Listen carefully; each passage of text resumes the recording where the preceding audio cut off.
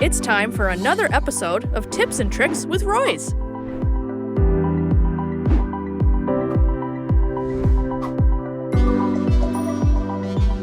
Fixing a leaky faucet can require different steps based on the type of faucet and where the leak is coming from.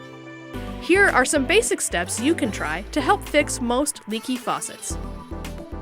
Turn off the water supply valve under the sink and turn on the faucet to let the remaining water drain out. Remove the handle. If there's a cover on your faucet, just slip a screwdriver in and pop it off.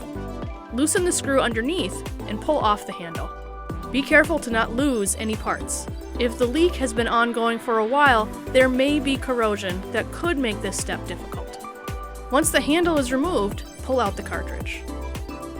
You'll have to go to a hardware store to purchase new parts, and it makes sense to bring the damaged ones along with you to ensure you're purchasing the same parts.